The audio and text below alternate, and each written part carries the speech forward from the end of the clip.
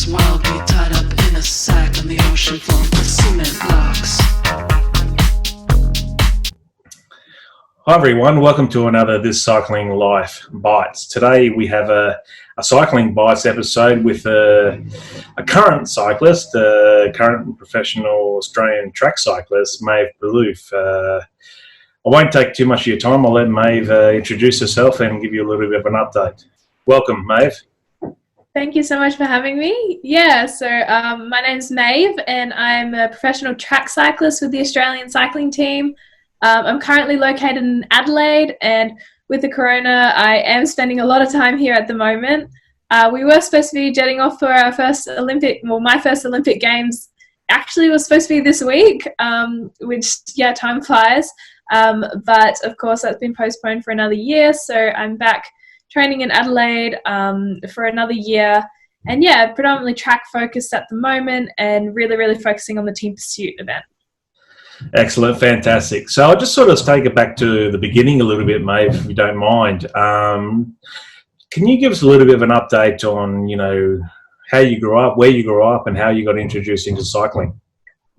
Yeah, so I got introduced into cycling a little bit later than a couple of other kids. My parents don't actually cycle at all. I don't have anyone in my family who cycles, which is a bit hard actually to start out with, because it is definitely a sport that you tend to get introduced into by other people. But I was TID'd for cycling, so talent identification, for cycling by the South Australian Sports Institute. And I was actually a swimmer, open water swimmer mainly beforehand. I was probably 13 or 14. They came and tested me and said, look, you've got the physiology to potentially be a good cyclist. I was pretty against cycling to begin with. I didn't think it was a proper sport, but I thought I'd go out and try it out. Absolutely loved it. I wasn't very good to begin with.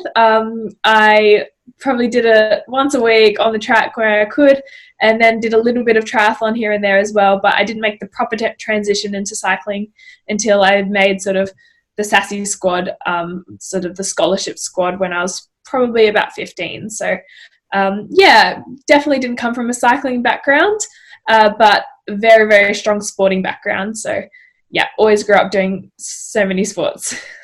Yeah, okay, so at the moment, let's fast forward so within 5 or 6 years, you've achieved from getting introduced to cycling, to being in the national Australian team, ready to represent the Olympics, which, as you said, was going to be this week, hence our chat. So, how has that all been for you personally?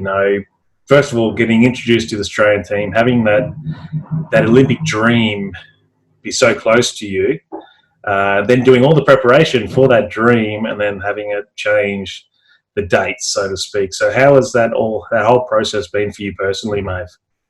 Yeah, I guess since, as you said, it's been such a short amount of time that I've actually been looking at Tokyo. And when I did, I always knew I wanted to be an Olympian. Didn't know what sport, but I always knew that I wanted to go to the Olympics. And for the majority of my career, so my short career so far, I was told that Tokyo was probably a little bit out of reach for me, because I was only going to be 20 at the Games. And for a track cyclist, that is quite young.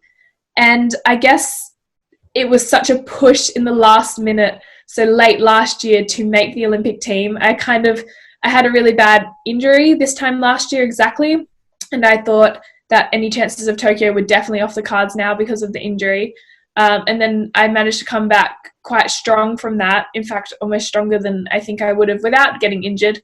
And so it was just so surreal to actually make that team, because I had such a horrible prep going into all my Olympic selection races. I just didn't think I had a lot of chance, but that kind of drove me over and actually got me the spot to end with.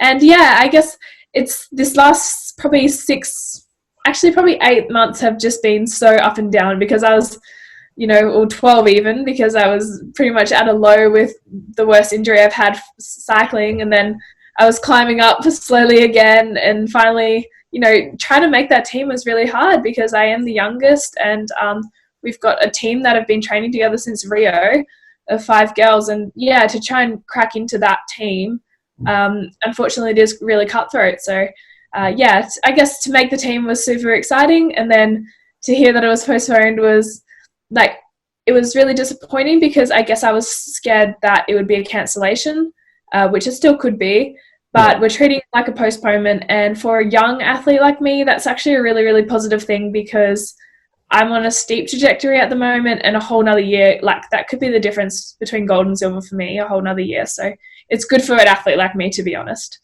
Yeah, that's a very interesting point. And it's very interesting that you realise that as well. So that's great. That's fantastic. So let's get the audience. Let's let them be aware. So you are an endurance track rider in the women's team's pursuit team. Is that correct? Yeah, definitely team pursuit, and that's kind of Australia's main focus at the moment, is the team pursuit. That's what our best medal bet is. So yeah, we put all of our resources and energy into the team pursuit, pretty much. Yeah.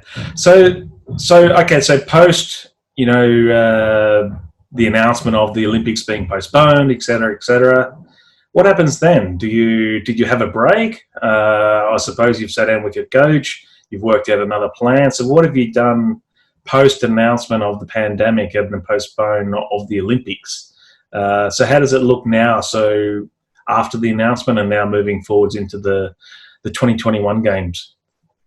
Yeah, so after the World Championships, which actually came very close to the announcement of the postponement, so we had the World Champs, we did have a few days where we had a lot of meetings where we were discussing how we were tracking for Tokyo in July, and setting up our whole plans for that.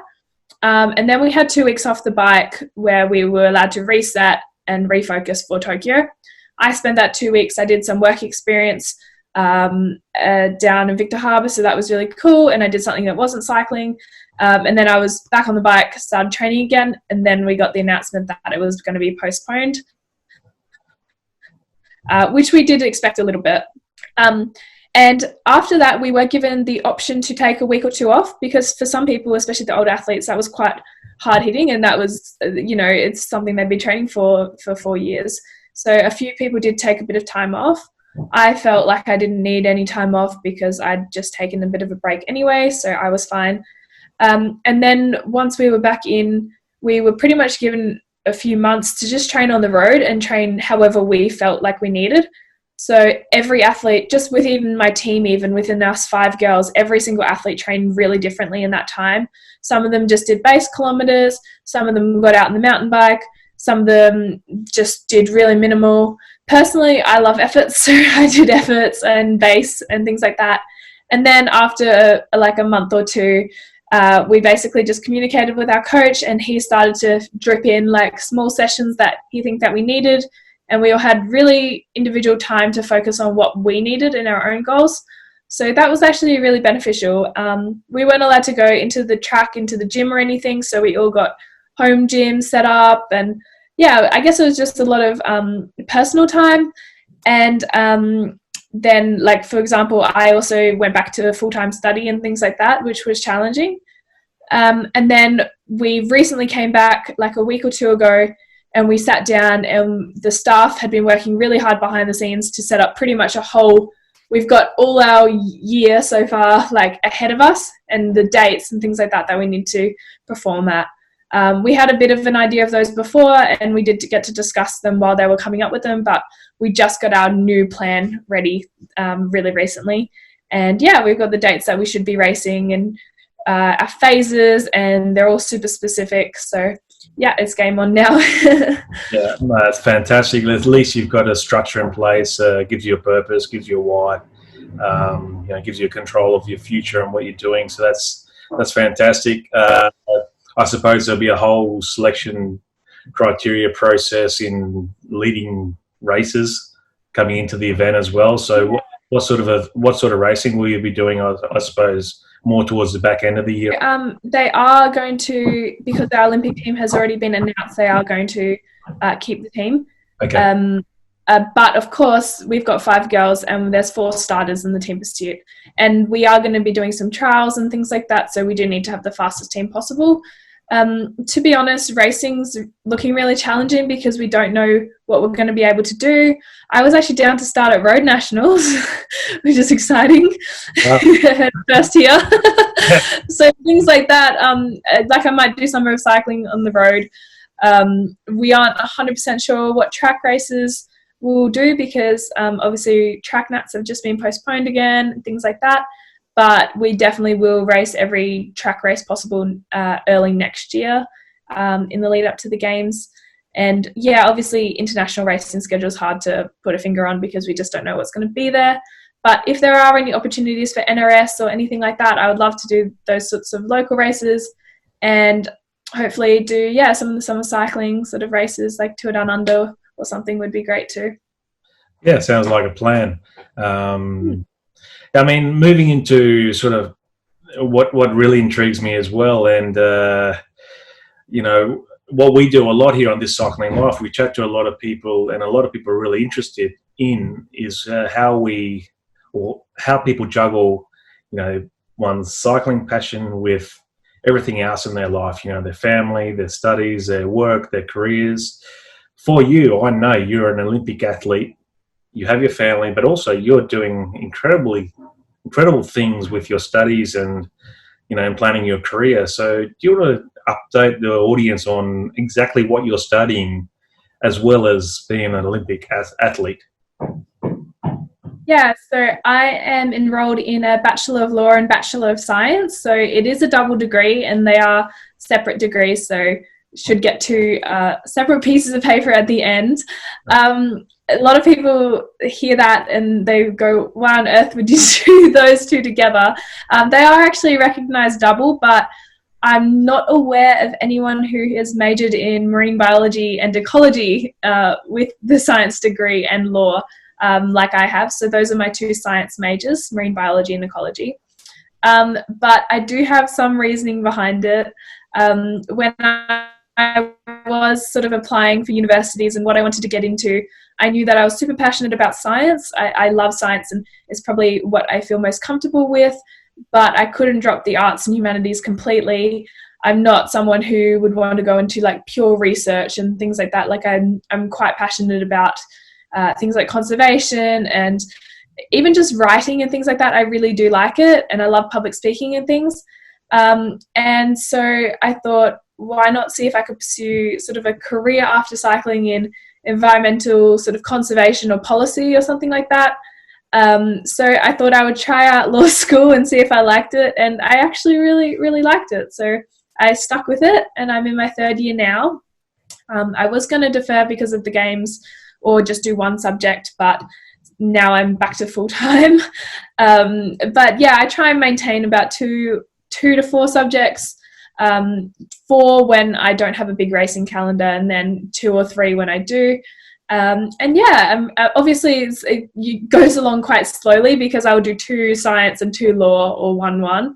And yeah, you're definitely using different parts of your brain. Like, for example, tonight I was studying administrative law and then I went on to a statistics class and I'm doing maths, and it's just so different.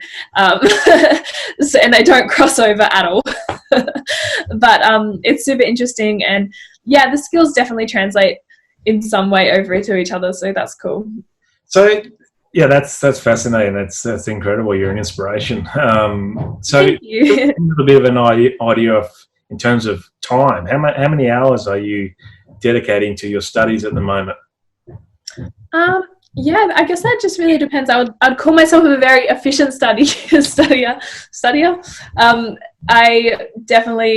I'm the kind that will put my lectures on like fast forward.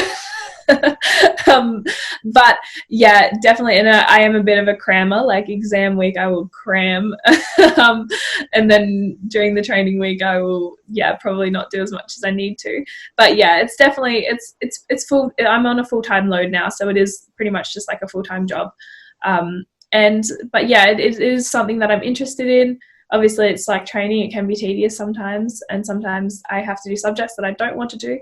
Like right now I'm doing statistics, which I'm not very good at maths, but it is super rewarding when you get to do subjects that you do like or do succeed in. I definitely find the law component a lot harder. I have to study a lot harder for that. science tends to come a bit more naturally to me, so I can get away with not studying as hard for that. But yeah, now I'm going into third and fourth year subjects. It's definitely getting a lot harder. So yeah, that's incredible. So in terms of your cycling, how what's your daily routine look like? Just an overall, I suppose now it's sort of more studying orientated before it gets really intense with your training. So yeah. a week, what are you, 10 to 15 hours on the bike and 20 hours studying? So how does your week generally look like at the moment, for example? So while we were sort of locked down with the pandemic a bit, I was doing a lot more Ks on the road and a bit less efforts, and then 2 or 3 gym sessions a week. And so my Ks on the road would be 15 to 20 hours, maybe a few more, and then 2 or 3 gym sessions. And then I would be studying full time. But the thing was, I could do my road ride in a big chunk in the morning, so I'd be done by midday, and then I'd have the afternoon to study. And then I might have a gym session on some days. Now, obviously, I'm back at the track. So track cycling is like a full-time job because you're there during office hours. So for example, today I was out at the track. I got there at 9:15. I was on the track until 10:30, and then I was in the gym from 10:30 until 12:30, and then I did a 2-hour ride, and then I got home. So I probably got home 12:30, probably 3:30, and because you do the ride, but then you got to go in and get your stuff and all that. So yeah, and then I get home at 3:30, have a bit of a break, and I might do a little bit of study. Like I did a little bit of study tonight, but it's not a huge amount. Whereas on my recovery days, like a Wednesday, I just have an hour and a half ride to get done. So that's the day that I will spend on campus.